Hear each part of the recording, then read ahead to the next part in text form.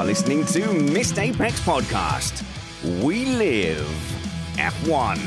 It's our summer review. The battle for 5th place.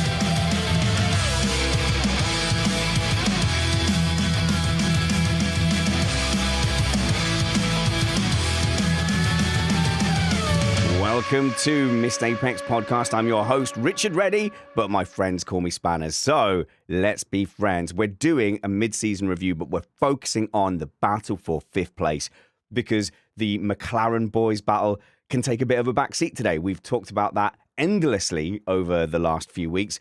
Obviously, there's been loads of interest and intrigue with Lewis Hamilton and how he's getting on at Ferrari. We've seen the dramas of Antonelli and George Russell's comparative performance now and under or away from the shadow of Lewis Hamilton. And of course, obviously, there's been loads and loads of drama around Red Bull. So we'll focus on that all-important, completely made-up battle for 5th and the completely fictitious hunt for the title of best of the rest. That's a term that we make up for all the teams that aren't really fighting for anything. It's the Attaboy Award, isn't it? It's go on, come on. Everyone gets a trophy, but obviously they are fighting for championship points, they are fighting for money, and they are fighting to impress their sponsors. So can Williams hang on to an unlikely and unpredicted 5th? Actually, it was predicted by the whole of the rest of the panel and everyone that I know, except me. I stubbornly thought they were going to have an awful season. Can Aston Martin stop the rot? Have they indeed stopped the rot? Can Sauber continue this charge? And it's actually really hard to find something to say about VCARB and Haas. So it really is the first three that I think we'll be focusing on. Plus, Chris is desperate to ask which has been the best rookie this year. And that is using my correct definition of rookie, which includes Lawson and Colapinto, and not the stupid, technically, ones. We are an independent podcast produced in the podcasting shed with the kind support of our patrons and partners. We aim to bring you a race review before your Monday morning commute. We might be wrong, but we're first.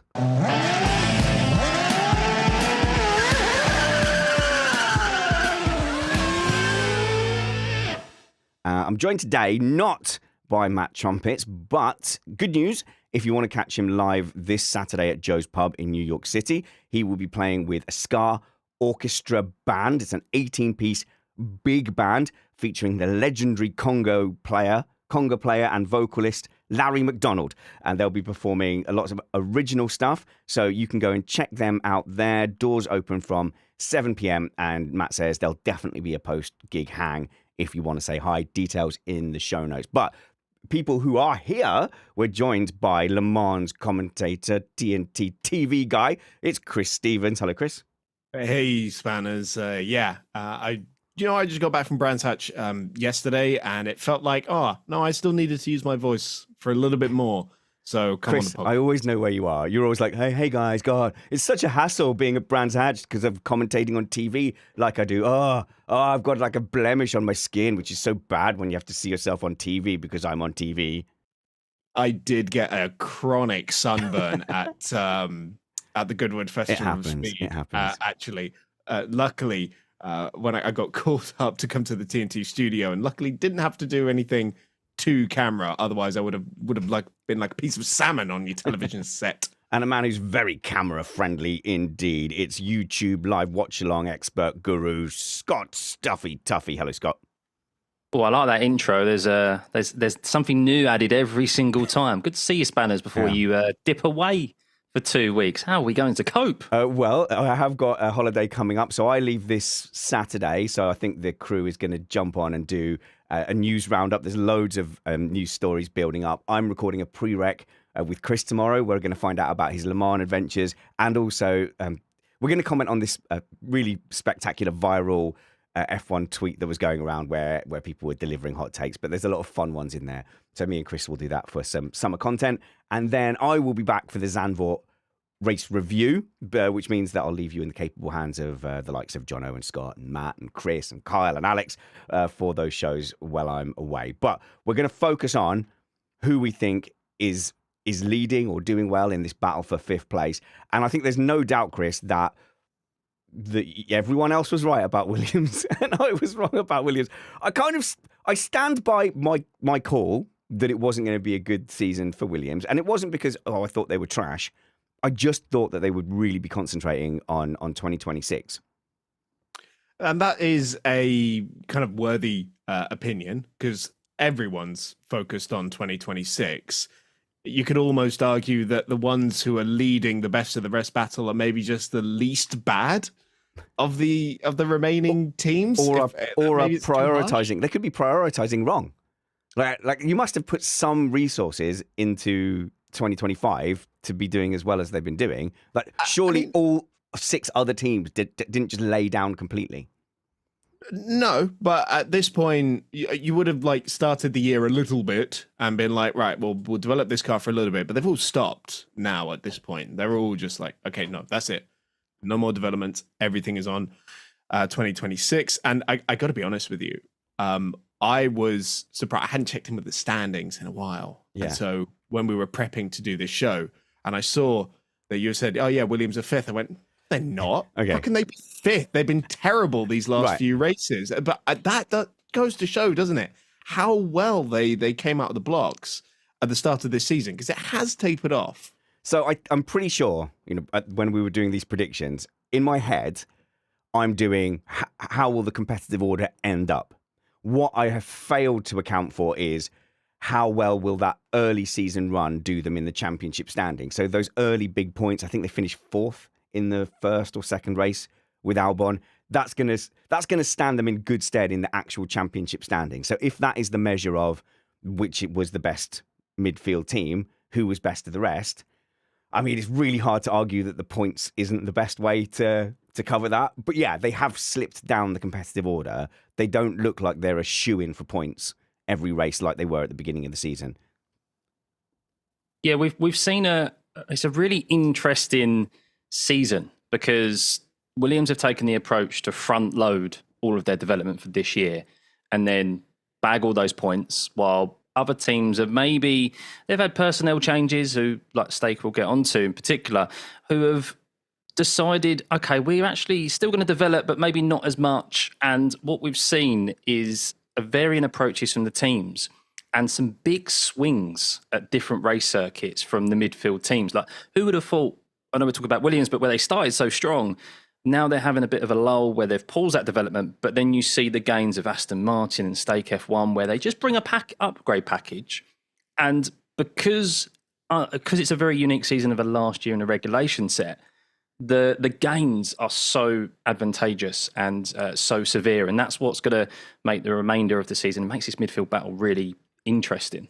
Just to fend off any emails, very unique is a tautology. Missed Apex is aware of that. You're either unique or not. You can't be very unique. The emails will flood in. Oh, by the way, feedback@missedapex.net for all correspondence. Chris. For all grammar. Yeah, exactly. It's hot on everyone's heels. Now, it is amazing, the swing, because there was a 5th in the championship throughout most of the season. But after the start of the season, they became one of the worst scoring teams in the most recent races. We should have done that math, shouldn't we? We've seen. Just like who's been the best team over the last 10 races or 6 races? Well, so that if you look at the last 4 races, they've been the worst. Have they? Who? Williams? Yeah, Williams, which is okay. Really... Well, I feel like that's slightly a tiny bit of redemption for my pre-season call. It is a bit. I feel like they're at risk of being outdeveloped. Also, they have failed to take advantage of when they've had a good car at certain times. I think Rebel Ring was probably the epitome of that, when the car finished and it was actually working quite well. The feedback is that it's still unbalanced in high-speed corners, so they've made the car faster but slightly trickier to drive, which seems to be a growing trend amongst a lot of teams at the moment, because all the numbers say, yes, this is better, but the driver in the car is going, no, this is so much worse. Maybe, yes, on the perfect day with the exact right grip levels and Mercury is still in retrograde, the car will be faster. Oh man, I know we're not talking about the top 4 here, but that's definitely. You could be Matt. Mate, I said. You need to put more emphasis on that long A, mate, because it seemed like you confused me for Trumpets for a second. Someone's feeling insecure. I'm your current person. I'm not your ex. No, I did say mate, I think. No one roll the tape back just in case. But Ferrari are definitely suffering from that. Their figures are showing them we can get this performance out of it. And for all the denials that have been coming out of Ferrari that it wasn't a plank issue in the Hungarian Grand Prix, it does seem like 100%. It was quacking, it was waddling, water was going off its back. Like that looked an awful lot like a duck. I just think it was a duck. I think it's just a little embarrassing to go, we have to consistently reduce our performance in the middle of the race from lift and coast to increasing tyre pressures to getting the drivers to stay off the curbs, which never works with Leclerc. Hey, Charles, stay off the curbs because we've got that thing that isn't a plank issue. And he's like, no. He's been on the radio a few times going, no. So that's the classic issue I think you're talking about there, Chris, where, yeah, in the lab, on the computers or whatever, it looks great, but in reality, it can't survive a track where the wind conditions are different, the bumps are different than we expected, or the fuel loads or the tyres don't quite behave the same way, or Pirelli go and change whatever tyre pressure they want at the last minute. So I've gone off on one, Scott, but it is Ferrari, and you are wearing a lovely Ferrari shirt. You've got the Is that the Silverstone one? It's the Miami one. Oh. I have no midfield team shirts, unlike you, Spanners, who has a full wardrobe. But no, you're bang on the money, and Chris is as well in relation to the development. You've spoken about them having coming across roadblocks. Well, they were flying. Alex Albon had scored a lot of points, only one race in like the first 9, and then he had 3 DNFs back to back because their engine, the cooling, with the updates that they'd brought, they'd overlooked the cooling somehow, and their engines just kept going pop. And James Vowles, I mean, they're very good with their debriefs, to be fair, and they're very open and mostly transparent. And he said that they've actually had to add more cooling to the car, sacrifice some performance, just to ensure that their engines stop blowing up. Yeah, and I don't think James Vowles is capable of not being anything other than transparent. I think they say to him, James, we really need you to hold back and withhold this certain piece of information. I think James just looks at them and goes, no, I can't. And then just tells everyone everything. There is, other than the actual team and the technical side though, there's 2 very different sides of the garage in Williams at the moment, because you have Alex Albon, who is arguably having his best season in F1 since maybe his rookie season, and then you've got Carlos Sainz, and I know things have kind of some team decisions, some strategy calls haven't particularly gone his way, but I think overall it's been a very disappointing first half of the season, or midpoint up to the midpoint of the season for Carlos Sainz, and I think he's really, I think he might be feeling the pressure a little bit in relation to how Alex Albon has really rise to the pressure after 2 nothing seasons in teammates alongside him. Yeah, well, go on, Chris. I've got some stuff to say on Sainz as well. Yeah, I mean, I feel like when we talk about the potential not being fulfilled, I think that's definitely more on Sainz's side of the garage than it is Albon's. But then I think that is also just par for the course when you switch teams, especially when you move to a team that is further down the grid. Him obviously coming from Ferrari. So he's used to a certain level of performance that he isn't getting. Hang on, is that Ferrari performance in the room with us right now? I can feel it. I can feel it, Spirit. There is a presence somewhere out there. No, come on. Last year they had it at some point when the wind stands fair and the night is perfect. Bit like when all these cars seem to be performing better. But what I find particularly interesting about Williams, though, is that they basically may as well have just said, we don't care where we finish in the championship, because that's what they've been saying in not so many words. No. James Vowles has said it in exactly those words. He said that he told the team, I don't care about 23, I don't care about 24, I don't care about 25. So he's definitely said that.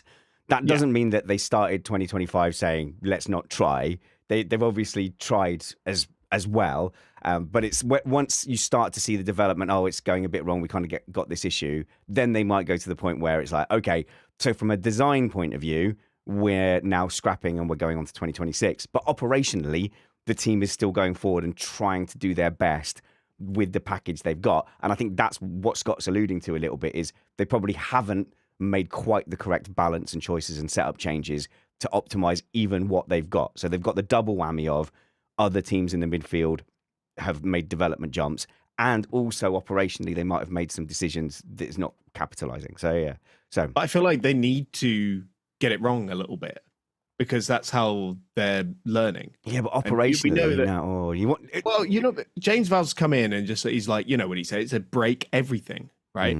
And so he's trying to build up this new team that, better they make it those mistakes now than say in 2026 when they might potentially have a even more competitive car than what they have now, because no one really knows what's going to happen. And if the early rumors that if like it is like it was in 2014, for example, you got a Mercedes engine, you're going to be somewhere near the front, then yeah, better they're making those mistakes now. If they wanted to break it, if they wanted to break everything, they should have just kept Latifi and Sargent. That would have been easier. So Hayden, sorry Canada and America, Hayden in our Patreon chat says, over the last 6 races and a sprint, so basically since the Spanish Grand Prix, here are the points for the best of the rest.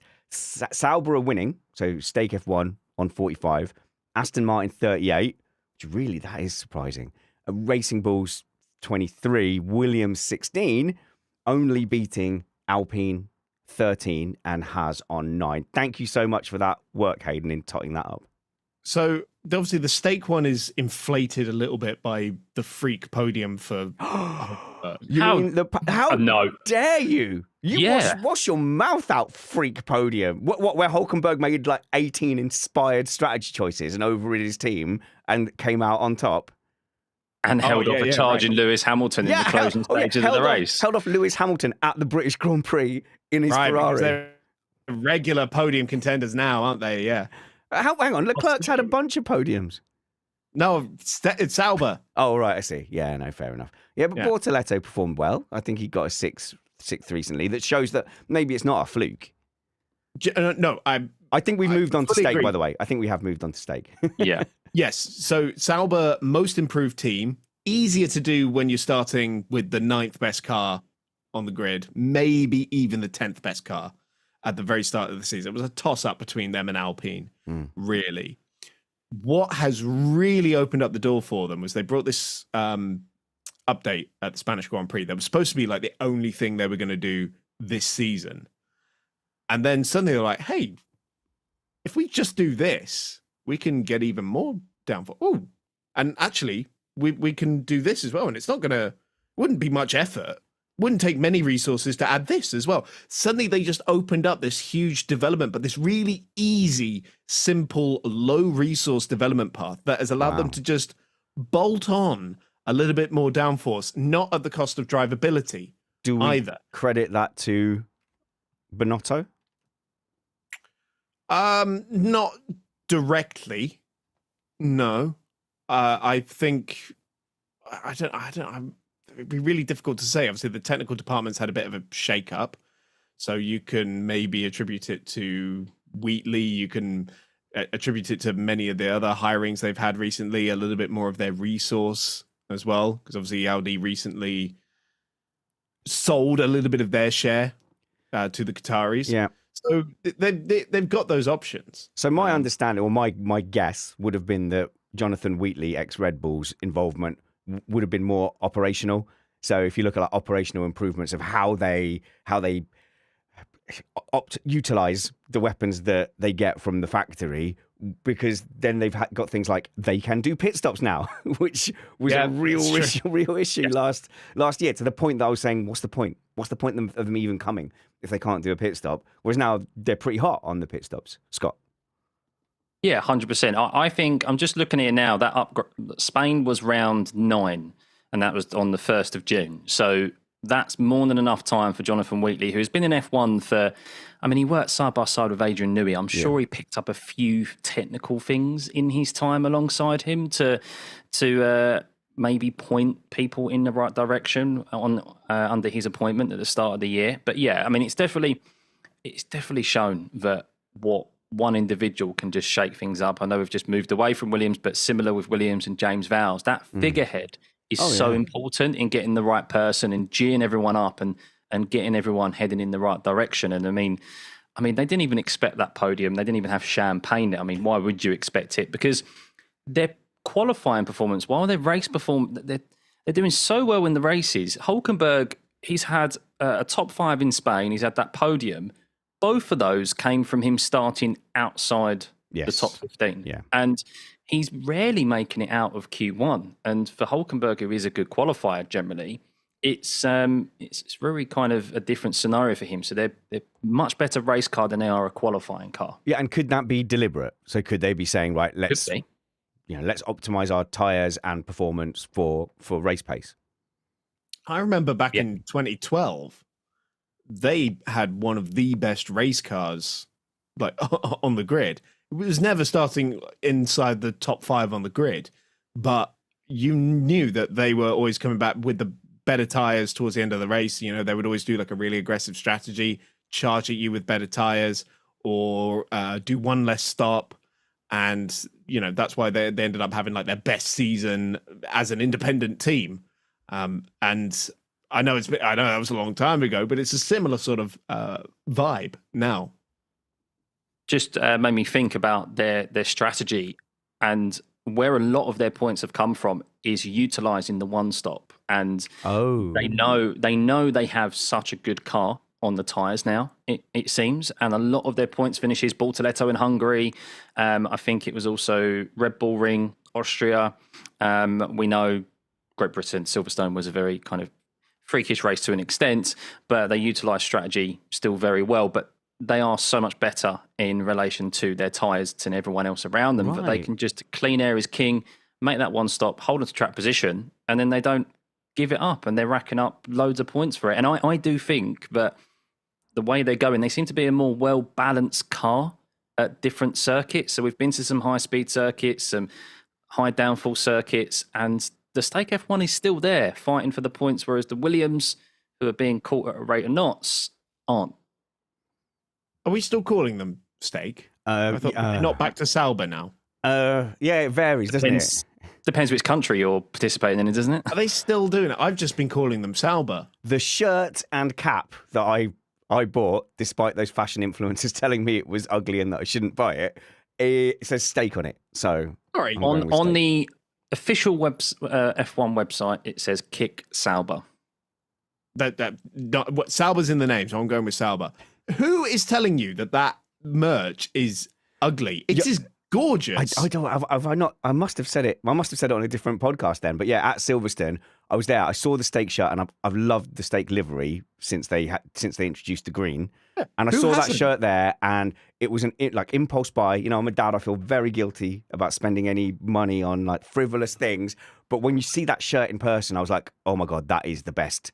That is the best shirt on the grid. I went to buy it, and these lovely fashion influencers that I was there with were like, oh, that's so disgusting. Oh, how could you buy that? I'm like, I'm an 80s kid, and that is a racing livery. It's a proper sporting set of colours. But I got shamed away from buying it. And then Hulkenberg got the podium, and I was like, no, I could have been wearing it. Sorry, no one ever bought sport merch in general because it looks good. No. It's not supposed to be a piece of fashion. I was with the cool kids, and I got peer pressured out of it. Not proud of it. I've corrected that now. But yeah, it's that is a shame. I don't know. Yes, I mean, when you are asking people to call you something different, like Stake or Kick Sauber, you are leaving it in the lap of the gods to a certain extent as to what people end up calling you. And to be honest, Sauber is what I've heard most. Like people have got fed up with is it Kick, is it Stake? So they've just been saying Sauber. Whereas with VCarb, that was a very deliberate thing, and I've heard from some people on the ground that at the time when they first came out with Visa Cash App RB, no one liked the name, and even VCarb was a really mucky compromise. And then they've, in my opinion, they deliberately pushed out to the media. Come on, let's get the media calling this VCarb because Visa Cash App Racing Bulls, we fluffed on that name. Well, even this year they changed it again. They're like, no. Actually, call us Racing Bulls or RB. No, but we're not calling you RB because if you say RB, you instantly think Red Bull. Or if you say anything Bulls, it's wrong as well. Anything Bulls, you're going to think Red Bull. So no. But how bad is your identity crisis if you are telling people not to mention the title sponsors in your team? Well, I'd love to know the internal politics of that from the Visa side because they obviously thought they were getting the naming rights, Visa Cash App, and in a way, Stake /Kick have also kind of lost out on that battle because people are going, what? What is that? No. I don't want to. I don't want to give Stake too much promotion anyway, because they got in trouble for plastering their logo on a bunch of viral videos, right? And it's still going on, and I kind of don't like them because of that. I can tentatively agree with you because they've not sent me any money, advertising, or paddock passes, but that is subject to change because it's a really good-looking race car. And so, what do you think about the two drivers? And I'm aware, by the way, that I never quite got around to my Carlos Sainz point. All I wanted to say was this is not the start to the season he would have wanted. I think we give people 6 months when they're new to a team, or that's what we do now. When they change engine manufacturers, we tend to give them 6 months. It doesn't change the fact that he will have gone in there going, I should be beating Albon. For my reputation, I should be beating Alex Albon. So for these drivers here at stake, at Sauber, I don't think Hulkenberg will care. I don't think it makes or breaks or defines his life whether he finishes ahead or behind of Bortoletto.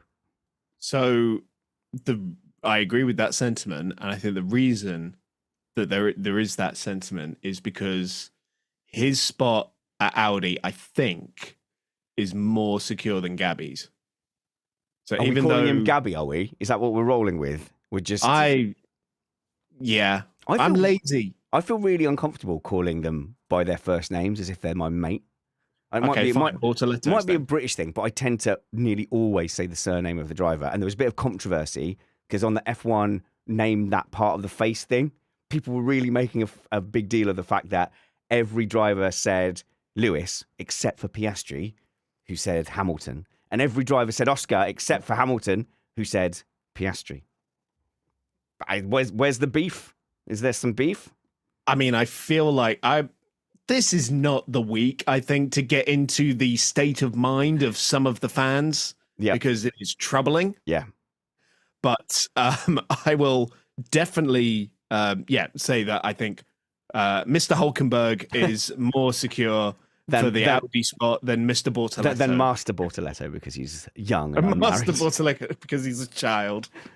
Scott? I agree with that sentiment because Audi are a German company. They're going to have a German driver, an experienced one who is very well loved. However, Gabriel Bortoletto is getting that love. He's got a very big fan base, and he's now showcasing some recent performances of why he is an F3 and an F2 back-to-back champion. Very highly rated, so much so that the reason why I think Hulkenberg is more secure than Bortoletto, but I still think Bortoletto is secure, is that they spent a lot of money to pry him away from McLaren's junior system rather than promote someone from their own academy system. So that shows that someone rates Gabby very highly, who obviously has a lot of sway in the team.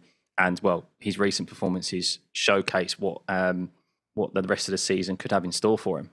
But I feel like you're always just more likely to give a multi-year contract. Not that contracts are really worth the paper they're written on anyway, but you're going to give a multi-year contract to a more established driver, not the first-year driver. You give them the 1 year deal, and then if it works out, then you start to talk about a 2 year deal maybe. Chris, but go on. Guys, do you know much about Paul Aaron then? Because that's the other name I've heard linked to that seat. Yeah, so Paul Aaron is another one of these Alpine juniors. I know his brother, actually. He's a Mercedes factory driver in GT competition. But a very successful racing family from Estonia. And yeah, Paul is a very talented, incredibly talented individual. Was pretty robbed in Formula 2 last year. Was incredibly unlucky with a lot of poor reliability. The less said on that, the better. But I don't think, well, okay, I'm going to say I don't think that Alpine are going to switch out their driver again this year. Okay, I've got only for me to then be proven wrong a week before. Okay, so this is a tangent, but this is just like little bits of information I've picked up. So there was the crash with Colapinto at Hungary, and so the Pirelli tire test. The Pirelli tire test. So I think they don't know what tires they're on. So So go on. Yeah, sorry, I've got a bit of info on that. Supposedly they were running on a Monza spec as well. Low downforce, on a low downforce spec because Pirelli wanted them to. So, I mean, is that the smartest idea to put that in a driver who's lacking confidence anyway? Yeah, I mean, for a driver who has crashed a fair bit as well. So this is what I've heard about that test: was there low downforce and he was going in about 20 miles an hour too hot into that corner as well on what seems like an unknown compound of tyre. But one of the key wrinkles there is that Paul Aaron, who we've been talking about, also tested the previous day. And I've heard reports that he was doing significantly better. Again, we don't know the tyre compounds and the conditions across those days. Yeah, so we talk about like in pre-season testing, don't read too much into the lap times. In private Pirelli tyre testing, definitely don't read it, especially if they're doing stupid things like running a Monza downforce level in Budapest. And the compounds, like they're not even necessarily compounds that they're going to use this year. For example, the whole point is that the teams have minimal information. Those tests are for Pirelli, but with access to current machinery so that they don't get into a situation like we had a few years ago where they're suddenly bewildered by the amount of downforce these cars have and they're falling to pieces. The most interesting thing I found about that is that it seems to be that it's driver error. So he's gone in there super hot on a test, and you go, is that because he's just inherently crashy? Like, he doesn't seem like he's stupid, but maybe he's just under a bit of pressure because he saw this kid come in and do really well in the day before and go, I've got something to prove now. I've got to go in there. And low downforce, going in way too fast in a tyre test, and you go, that can't help. And the rumours about him being replaced, though, I'm with you, Chris. Now I'm now erring on he's going to get the rest of the season. So apparently there's some Alpine promo stuff that's knocking around that has Colapinto sponsor on it. So that at least looks like he's going to make the next few races. So he's not going to be hacked over the summer break. But that does then leave Paul Aaron to be available for Sauber for next year. Sorry, Scott. I thought that was an option potentially. Yes, Scott. Oh no, I was just saying. Are you telling me that money plays a key role into whether a driver retains their seat or not? No. Yeah, it's more than ever now, isn't it? But Paul Aaron. So we did look this up when there were rumours about Perez maybe returning for Alpine, because I think it was mainly just because of the money factor. From Mexico, Who could replace the money that Colapinto's bringing? And a team can make can only have 4 drivers in the car throughout a season, 4 different drivers. So yes, Alpine do have one more driver swap available to them if they want to utilise it. Paul Aaron has been loaned. I think Stake F1 have bought his services as a reserve driver and a test driver, because Jonathan Wheatley was very apologetic because he only got a few laps, didn't he, at Hungaroring before the engine cut out for him. So yeah, he's definitely a prospect, but look, we've seen plenty of prospects come through at the wrong time. Interesting that Ferrari haven't palmed off one of their juniors to Sauber for these, FP1, these mandatory FP1 outings and various other testing. Yeah, but they're not going to be a customer for long, are they? So true, but even still last year they were doing it. But that's because, and it's probably a great segue for us, that's because their junior driver is Ollie Behrman in the Haas. So but they have other juniors. I'm just saying they have other juniors in Formula 2 and whatnot. But yes, Haas. I'm not sure how much I want to move on to Haas really in this particular best of the rest debate. Now, come on. Yeah. What? Go on then. Okay. All right. Let's go to Scott. Scott, tell me why. Instinctively, I know they've had a couple of results. There was it Spa? They were qualified quite high. But I wouldn't have thought of them as a genuine contender to go and take 5th place this season. I would say so, because they're 35 points behind. Williams are on 70, so exactly half the points difference. But they've had so many 11th place finishes, specifically Ollie Behrman, who could have scored so many more points if he just started paying attention to the panels of which the flags are on. Ocon has shown that there's a decent performance in there. The Haas has just been a very flaky car, but there's definitely more points on offer for them, and they could be a lot closer to Williams. And still with 10 races, is it 10 races remaining we've got? I think we've got 10 races remaining. I mean, 35 points is nothing. Just a couple of back-to-back races in a row. They're level points of them all right behind them.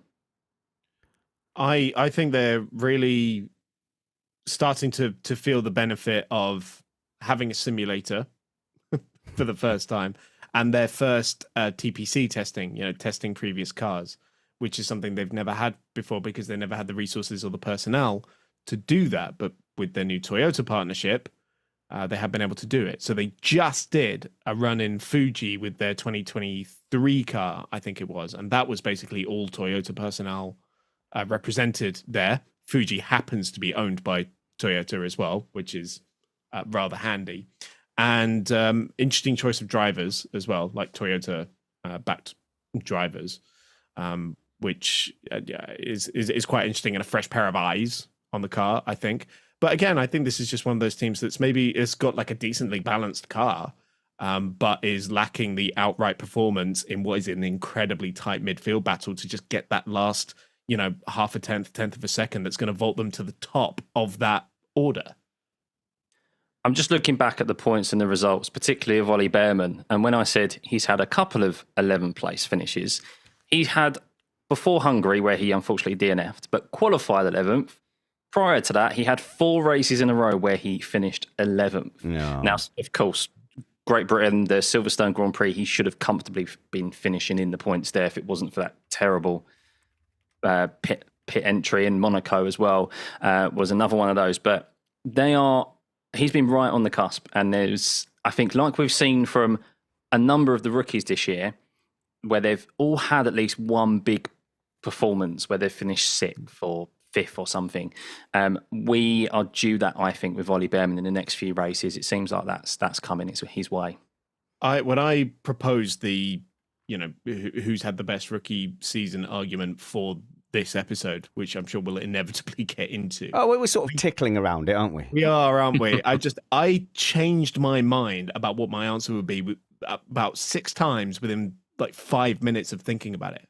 Because you can make a case for almost any of them. Really. Hang on a minute. Surely Behrman's not in that conversation. I think he has a right to be involved in that conversation, and I'll tell you for why. Go on. Shall I just dig out the numbers straight away? It's not the head-to-head versus Ocon, is it? So, what? Are we judging the rookies based upon that they're more experienced teammates, though? Yeah, well, you have to a little bit. So the to an closest extent, head-to-head. Go on then. Go on, Chris. The closest head-to-head in qualifying is between Ocon and Behrman. It's 9-8 in Ocon's favour, and one of the smallest gaps as well, 72 thousandths of a second in Ocon's favour. So that is one of the tighter battles, and that goes back to what I was saying about the Haas has been described as one of the easier cars to drive, as in the most balanced, not necessarily the most outright downforce, but the most balanced car. Okay, so head-to-head between them, we probably should have done these for all the other teams. Ocon is 8-6 up in qualifying, and disregard the sprints because it doesn't suit my narrative. No, it's 2-1 in the sprints there as well. But in Grand Prix, Ocon has finished ahead of Behrman 9 times to 5, and the points difference is 27-8. And so that looks bad, but I thank Scott for putting that into a little bit of perspective with the 4 11th places.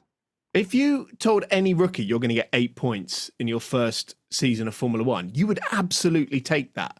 Well, that is gold. Antonelli would take that at Mercedes? No, but he's not. You said any. Is You said any. No, Antonelli is the only one I would say I'm not considering for number 1 spot in terms of the rookies. And that is largely because he's got a tougher job than the others, to be honest. He's not been bad by any means of the imagination. I just don't think he's been the most impressive. Really, I'm going to keep coming back around to this.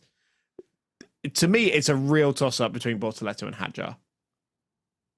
Right. I'll make a defence for Hajar compared to Gabby, is that I think there is a bit of recency bias with Gabby. 100%. And I do think Gabby is going to kick on for the remainder of this season. And I think we will be looking back at this season and going, if only he'd got a quick start. But he's a rookie. It's expected. It's more expected that rookies have a much poorer start to the season as they get up to speed with, obviously, the rigmarole that is F1 than anything else. So, yeah, I think Hajar, after what happened in Australia as well, for him to bounce back from that and to be consistently fighting for the points and having multiple points finishes and Q3 finishes as well, Qualifying, I think he's number one quite outright at the moment. So recency bias towards Bortoletto, but how much is Hajar being flattered by the fact that Lawson didn't test that car before the start of the season? You know, he got demoted after 3 races, which wouldn't have done his headspace much good. But also, he's been thrown into a car that he hasn't been prepared to drive for. So okay, I'm becoming a Hajar fan, so I'm gonna, you know, this is my bias then showing through. But I think he's as better than Lawson as Tsunoda was better than Lawson. So that's still good. I think we at least put him on Tsunoda. Yes, agreed. And let's be fair to Bortoletto as well. When he was not being like as good, the Sauber was a back of the grid car. Yes. I will just counter that in relation to Hajar and Lawson at the start of the season, is that Hajar still had his own pressures of being a rookie, as I mentioned, with what happened at the start of Australia. I mean, that could have been just so easy for him to just go on a downward spiral. But then on the flip side, Liam Lawson, as we are counting him as a rookie, it seems like he's got his mojo back. We knew it would take time. He's scored points in 3 of the last 4 races, comfortably as well. And Silverstone was the only one where he didn't, because he got caught in that, obviously that 3 wide, where Yuki shoved it up the inside there where he didn't belong. But I think the rookies, we were calling out for fresh blood at the end of last season, and we have got it. And what a breath of fresh air it has been for good, talented rookies to appear on the grid. Because other than Colapinto and Jack Doohan, the only car actually yet on the whole grid, the car that they've both driven, is yet to score points. It's the sole car. Other than those two, I think all the rookies have been they've all had their moments, and they've been they've been great fresh air for the sport. The recency bias does get me though, because it happens in practice sessions as well. You know, Alpine will pop to the top and the commentary will spend 10 minutes going, oh, the guys from Enstone, they've really been pulling together, and it's Derek's birthday and they're doing it for Derek. And then suddenly, you know, they'll plummet down the timings as everyone puts their engine modes up or whatever. And it's just not mentioned again. They don't go, oh, maybe they didn't do it for Derek. Maybe it was bad. So obviously all the rookies are going to fluctuate. They're going to have spikes in the season where they do good at the same time as the car is doing well, and they might do good when the car performance isn't there. So it is difficult to tease out. But yeah, Bortoletto's had a couple of recent results in a car that is looking pretty strong at the moment. And then you have comments from Alonso going, Alonso, who is obsessed with Britain.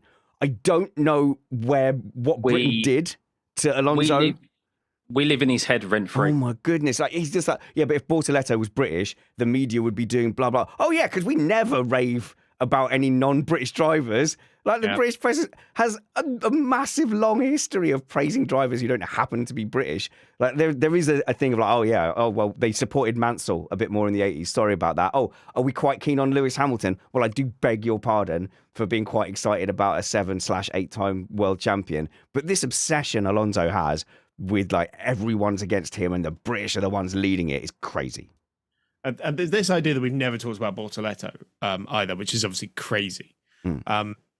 I think that like Bortoletto, actually, along with Hajar, they have been the 2 rookies that have outpaced in qualifying on average their more experienced teammates. So I got the qualifying head-to-heads and the averages here. When you compare Hülkenberg to Bortoletto, it is 7:10 in favor of Bortoletto.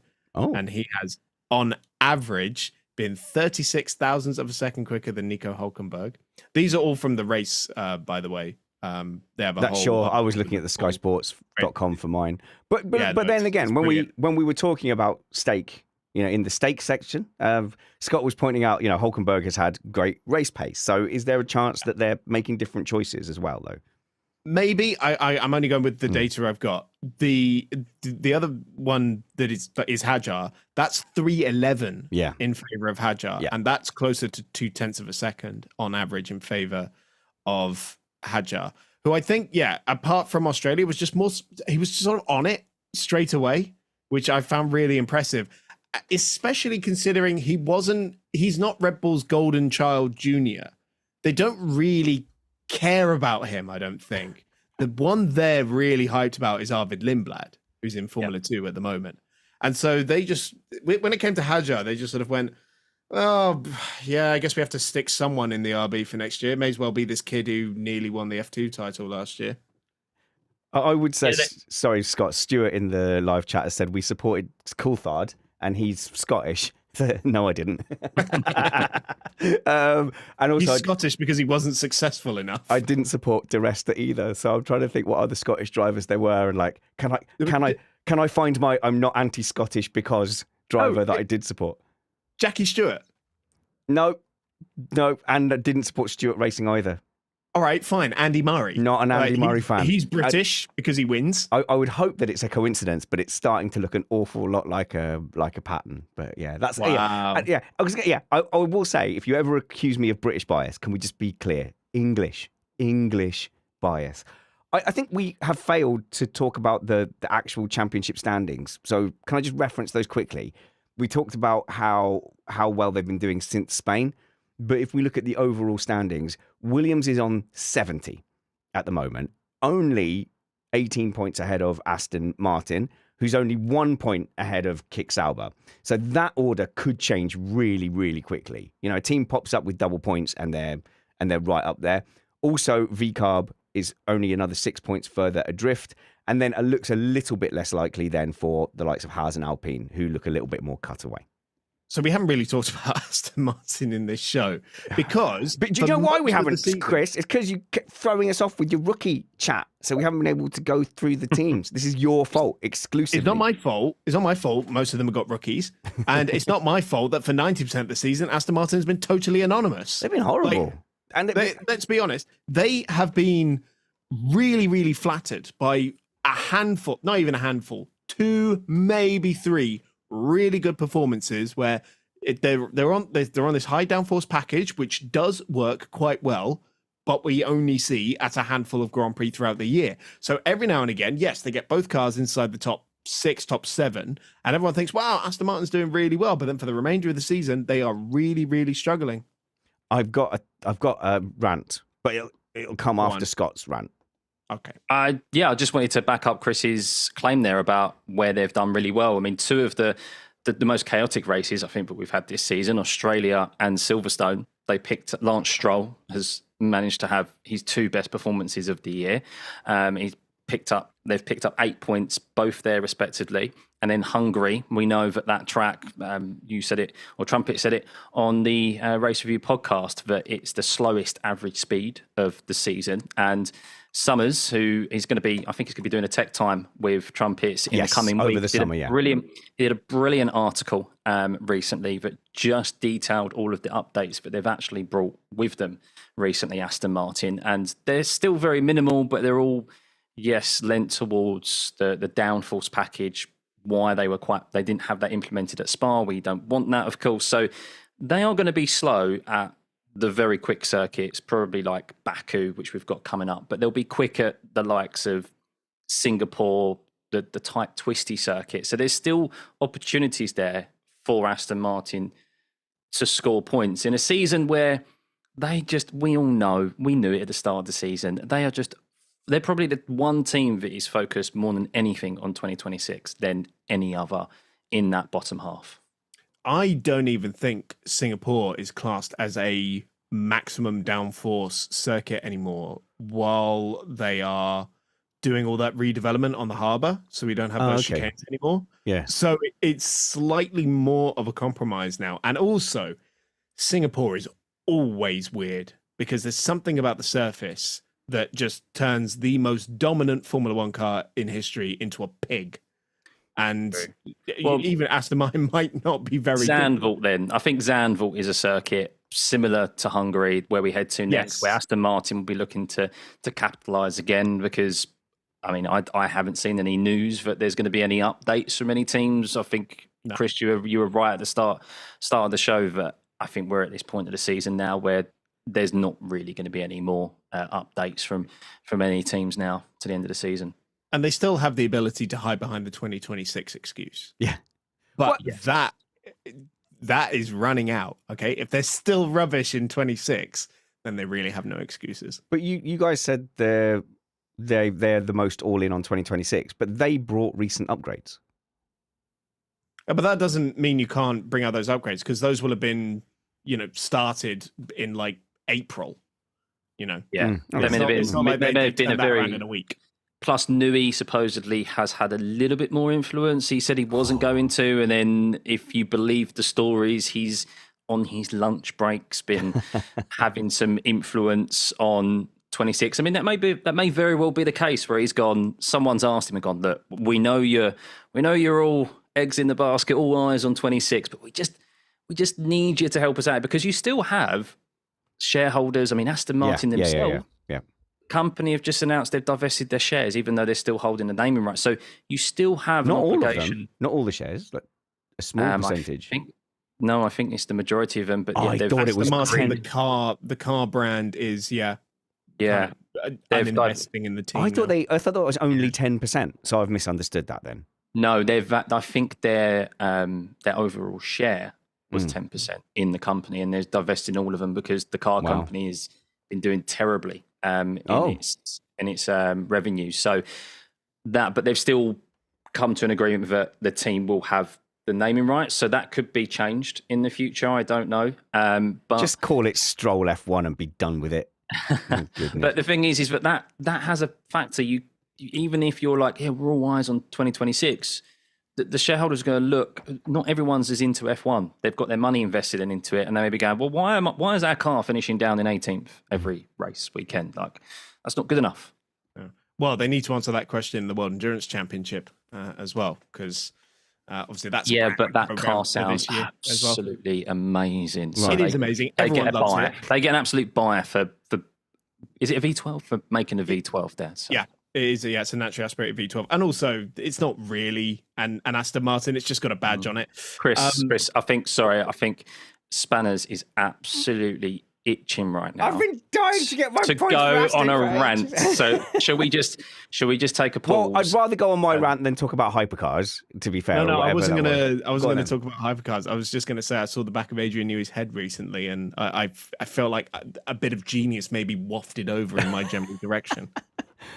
You've got to all this talk of trying to really play down his contribution to Red Bull was a bit silly, and when we're seeing now, without his guidance on the asymmetric braking, they're not really doing all that well, and there's definitely been a technical downgrade, it seems, over at Red Bull. They seem to be missing Adrian Newey. That's feels like the most likely explanation at the moment. So with the caveat that they could be heavily investing in 2026, which a lot of teams will be, I think at the moment, they're probably the worst pound-for-pound team on the grid. And that's from an outfit that was famously the best pound-for-pound team on the grid when they were Force India. And Force India used to come in with a good package, maybe not be able to develop as much. And they'd ask Vijay Mallya, can you sustain this pace throughout the season? And he'd go, no, definitely not. We are not set up to do that. Now Aston Martin, from a team that was claiming they wouldn't be off the podium again after Barcelona in 2023, the fall has been massive. So to be sitting in 6th place, just 1 point above Kick Sauber, even if you're focusing on 2026, they should not be this far back with the potential for resources that they've got. If they're saying it's a lack of resources, then that is down to the management and the ownership, but they should not be languishing down here. Remember, this was a team that was fighting for podiums and fighting for wins and right up there in the Drivers' Championship just 2 years ago. This has been an insane drop-off. Now, I want to point out that at the time that they were having that success, Fernando Alonso was clear of Lance Stroll, like clear. And at the moment, they're both sat on there with an equal share of the points. So 26 points each. I'm sure there's some nuance to that. Alonso has been out qualifying Stroll and has beaten him in most Grand Prix, but they are on 26 points each. And I just want to point out that in 2023, I said, I would say that if they maintained that level in the championship standings and Lance Stroll was looking equal to Alonso, then I would believe that Lance Stroll had taken a step forward and improved. If they're near the bottom of the table and those drivers are level, it's because something has gone wrong with Alonso. And I genuinely am making this claim here, and I don't want to let down other mid-40s people, but I think Alonso has hit that cliff now. I think he's hit the cliff. He's performing about as well as Lance Stroll. And that isn't because Lance Stroll has made an epic leap to match the two-time world champion Fernando Alonso. So just before we get all the comments, I will just label that nuance that you mentioned, Spanner. Yeah. So Australia dipped the wheel on the curb there, crashed while running in P8 at the time, I think it was. Don't do that. So, no, I agree. I agree. China, brake issue. His brakes literally lit on fire in, I think it was both the sprint race and also the main race, and he out-qualified Stroll. So that was an error there. DNF at Monaco, which was an engine blowout while he was running comfortably in the points as well. And then since that DNF, he's actually, the only race he hasn't finished in the points is Belgium, where we know they were like absolutely terrible. So Alonso has still been outperforming Lance Stroll. However, I noticed something from Stroll at the weekend at Hungary. I saw a smile on Lance Stroll's face. What? I exactly in unison there, guys. What? I saw it. He was happy. He got interviewed by Sky Sports afterwards as well. Like not in the press pen. It was like afterwards where they pull the drivers on and they show them like the Sky pad and stuff. He was happy for once, and it does show that they are. Yeah, I mean, both of them. Alonso's obviously puts on a bit more of a facade because he knows this is his last opportunity in F1. Yeah. Thank you, Mr. Stroll, for giving me this opportunity. That Junior Stroll was the best thing ever. But yeah, he was actually happy. So when the car is underneath them, they still want to get racing. They still want to drive as much as criticism Lance Stroll gets. They're all still racers. But yeah, it's tricky for them, isn't it? Because I guess that's the benefit of having such an overwhelming stake in a team as Lawrence Stroll has, that they can...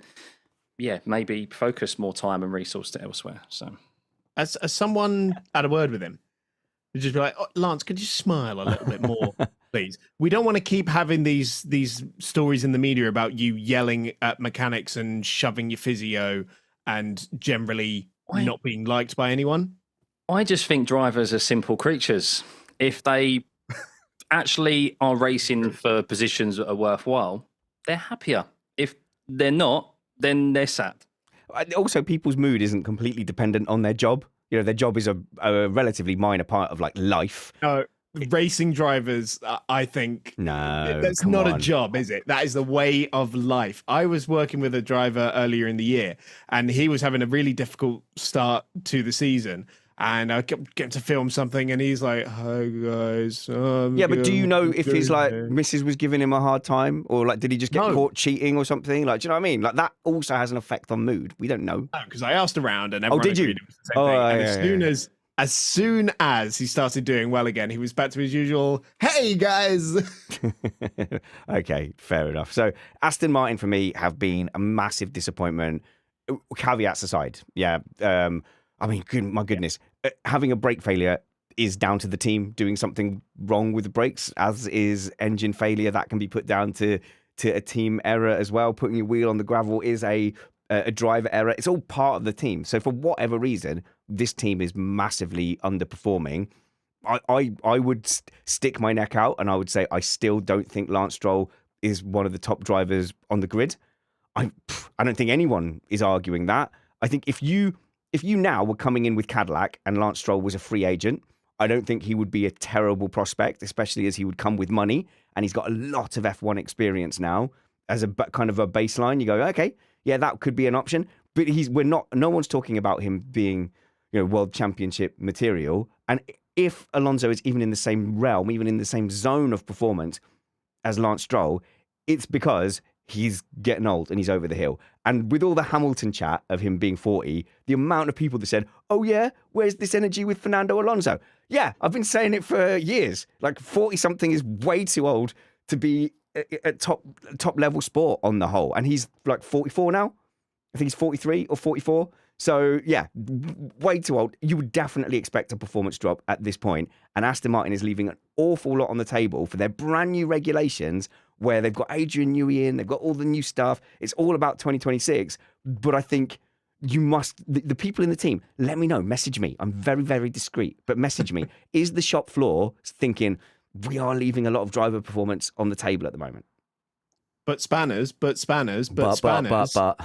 Lance won the Formula 3 championship with the yes. best team, and his teammates weren't allowed to be ahead of him. Yeah. So No, I know. clearly, he's an amazing driver.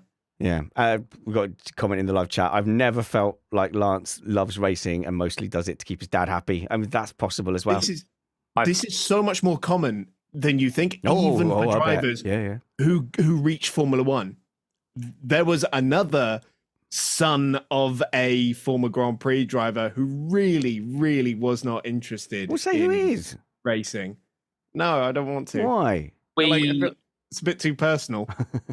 We do have a mutual connection, actually, who has worked in the paddock and did say that in his time seemed to be the general consensus and feeling that he's doing it for his old man.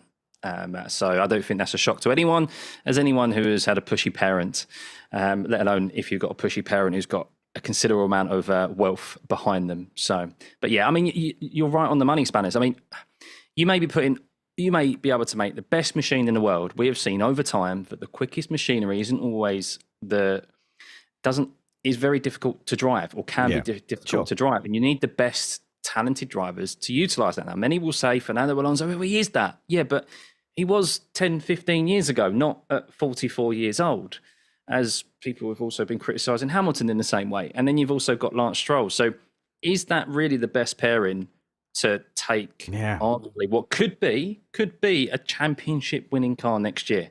Only team to be running a Honda engine, I think, next year. Got Adrian Newey on board. I mean, it's a scary thought that Alonso and Lance Stroll could be in possession of a championship winning car next year. That's not out of the realms of possibility. But if you're Lawrence Stroll, maybe right, one of two things. Alonso's starting to dip to the point where you could tweak a couple of things and Lance beats him in the championship. And you also know that there's a chance you've got a championship winning car out of the box, and boom, that's the dream. Lance Stroll, world champion, which was my prediction when they bought out Racing Point. That was my immediate reaction to that was, we've got the serious prospect of Lance Stroll, drivers champion, if they are able to throw their considerable resources in the right direction. And you have to argue that a midfield team getting Adrian Newey, that wouldn't have been cheap. But they've definitely thrown resources. I don't think people quite realise how rich Lawrence Stroll is, A, and B, how much money he can command from investors. I think they have near infinite resources. So if they nail that, and then, it takes nothing to slightly favour one driver over another. It's easy. It's trivial, as we now know Red Bull have been doing to Verstappen over their second drivers.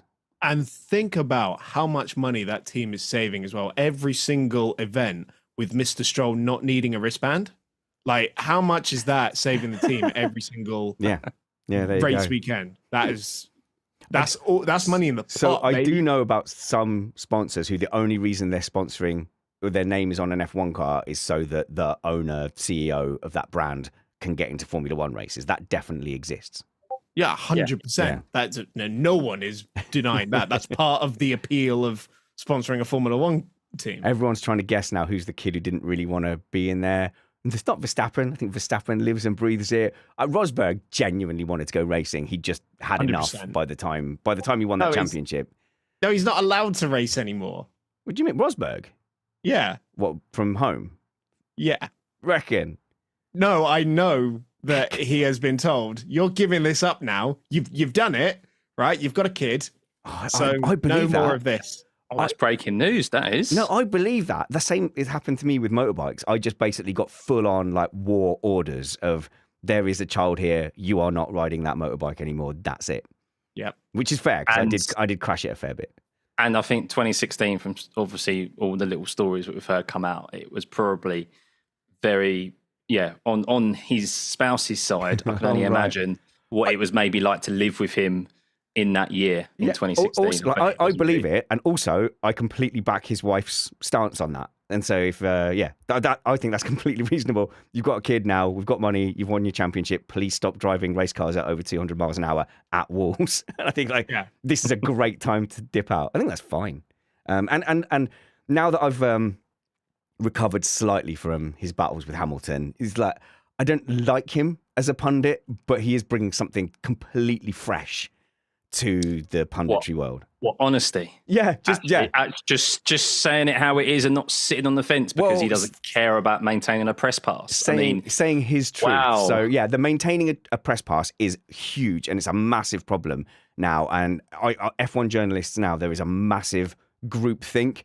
I think they all seem to come out with stories in waves together, and it feels like they're all very tight knit. And this is where they've got WhatsApp groups where the team's media is also involved, and they get kind of told, hey, don't do this thing, or don't talk about this thing, or we'll not withhold this other thing. And I was just chatting to a journo, and I was quite surprised to the extent that this works. So when you've got Rosberg in there, he's not at the mercy in his life of this career and can just go and say his truth honestly, that's quite actually rare in mainstream media. You'll notice the difference between, say, me on a BBC show and me on this show, because if you're on mainstream, you've got to be there for everyone and encapsulate everyone. On this show, it's about whether you can stand my opinion, because I'm just giving you my full opinion.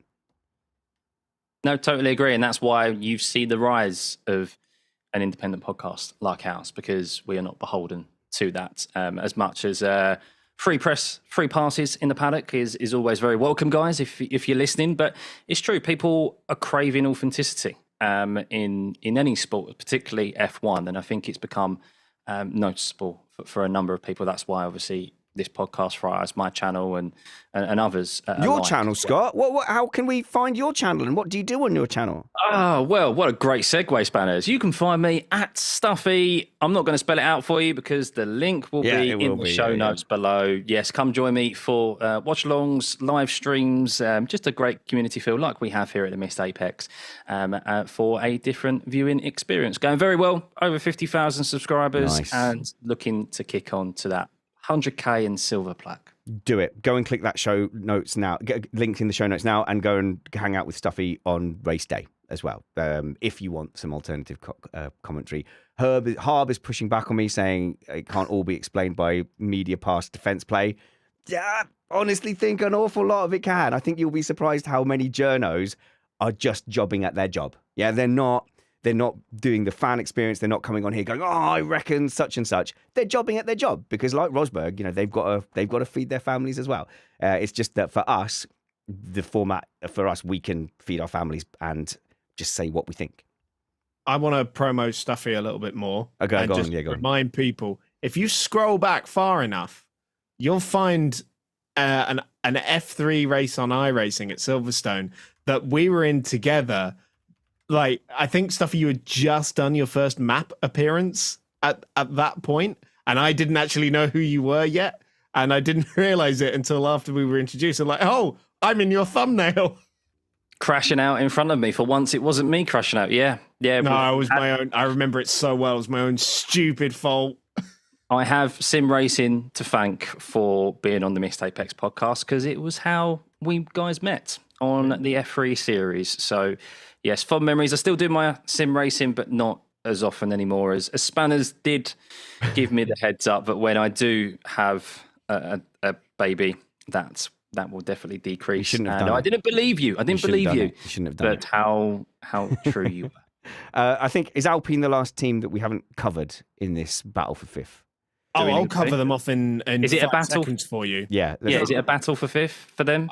I can give you all the notes you need on it right now. Decent chassis, even though it's been carried over from last year. Engine still 20 horsepower down. ERS system, the most inefficient thing on the grid. They are scraping points and picking up a hefty repair bill.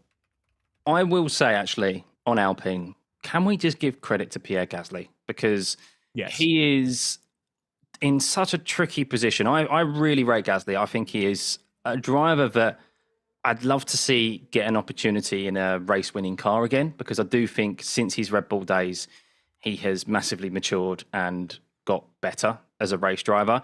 And he has dragged, and I do mean dragged, that Alpine, which looks so far off the pace. I mean, maybe it's an approach, but even still, even if you're setting up that car for qualifying, to get that car into Q3 as many times as he has done this season and sneak some points, the only points that Alpine have got, as we know, the other side of the garage haven't scored any. The only car for real, none.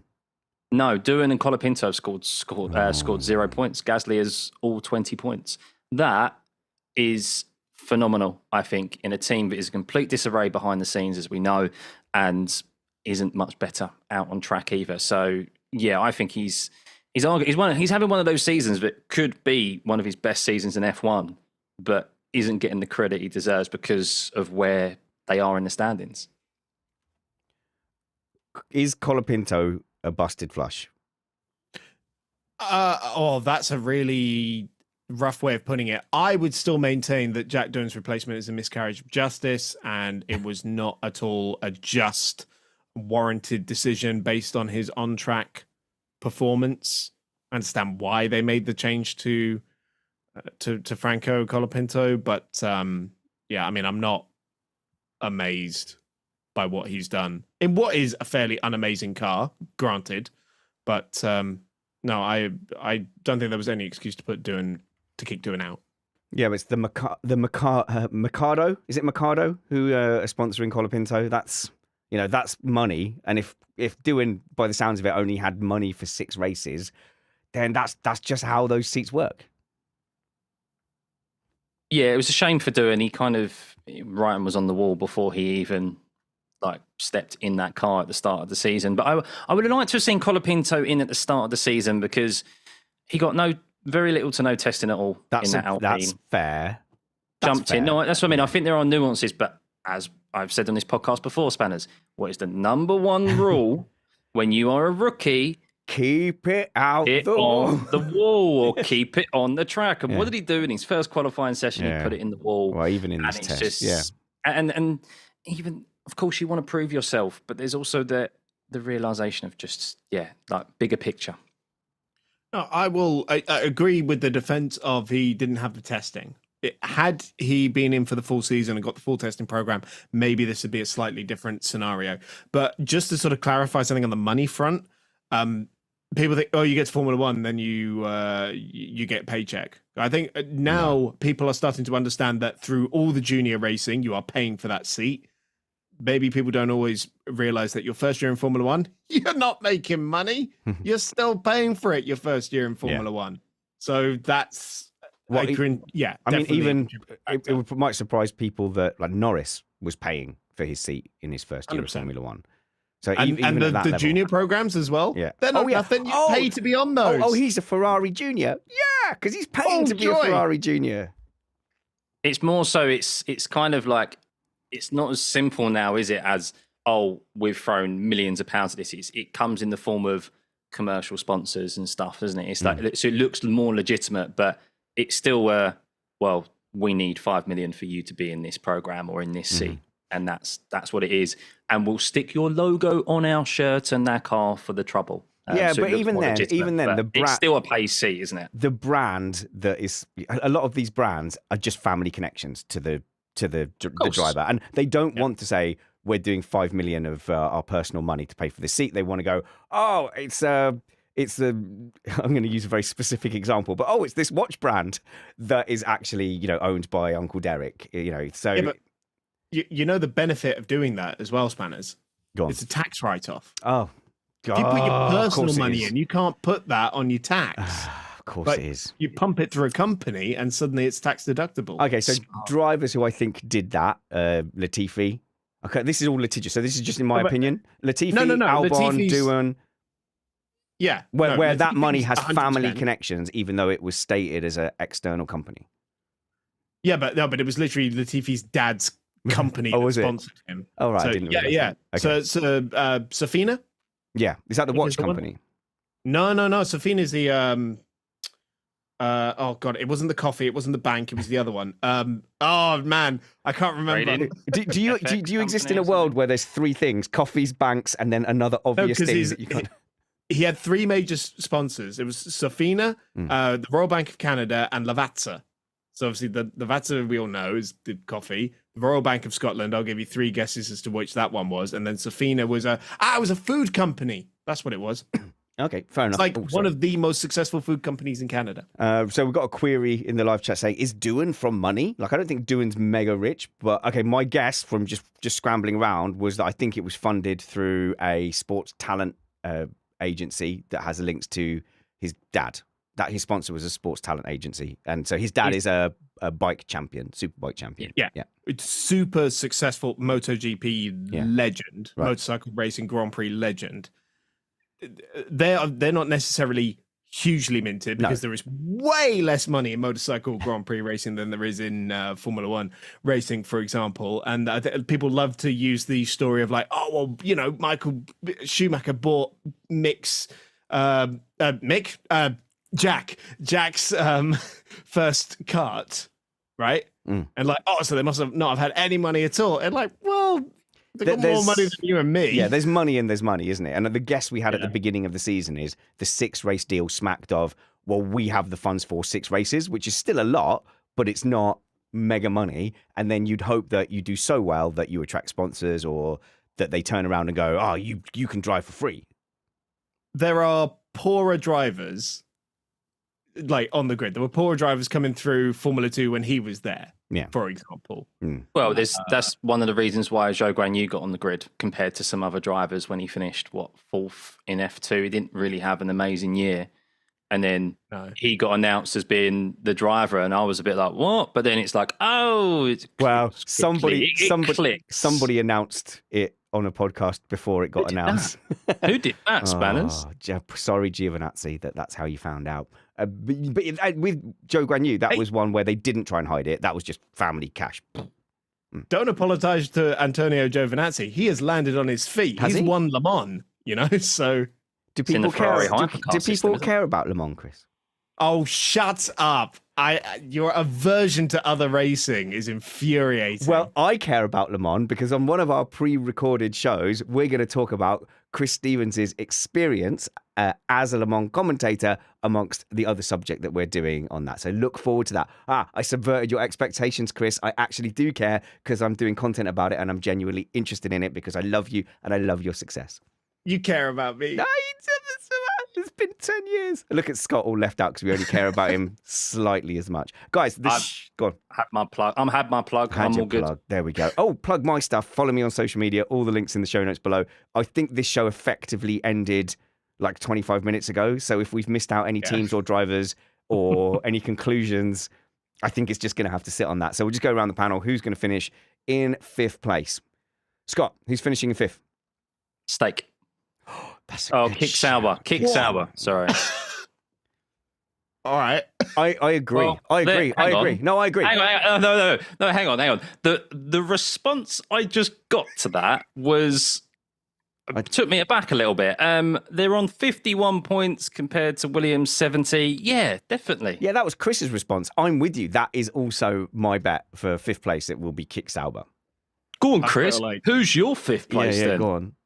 Williams, obviously. They're not Williams. You haven't scored a point. They haven't scored a point since Malaysia 1972. No. Well, Spurs actually wasn't a Malaysian Grand Prix, but it was So you're sticking with Williams. Me and Scott are going with Kick Sauber. Obviously, we're all going to put £1,000 in a vault. Winner takes all. So that will be something to look forward to. Yeah, guys, I'm going on holiday, but there is still content coming out of Missed Apex. At the very least, we're having a news show on the 17th, and then we're going to have a preview show in the week before Zandvoort. But I also think we've got a couple of pre-recorded sections coming up and a tech special with Matt and Summers. So lots to look forward to in the summer Mapiverse. Ivan in our live chat room, and the answer to who will finish 5th put Red Bull. Oh, yeah. Well, do you know what I mean? Really made me laugh. Yeah, well, it's not beyond the realms of possibility either. No, hang on. Red Bull are on 194 points. No one's catching that. Okay, there is a little. Sorry, Spanners. There is a little depressing stat here, though, that Yuki is 18th in the Drivers' Championship. He's on 10 points. He's been overtaken by Bortoletto now after Hungary. And Sauber's been outscoring them in the last 4 or 5 Grand Prix or something like that.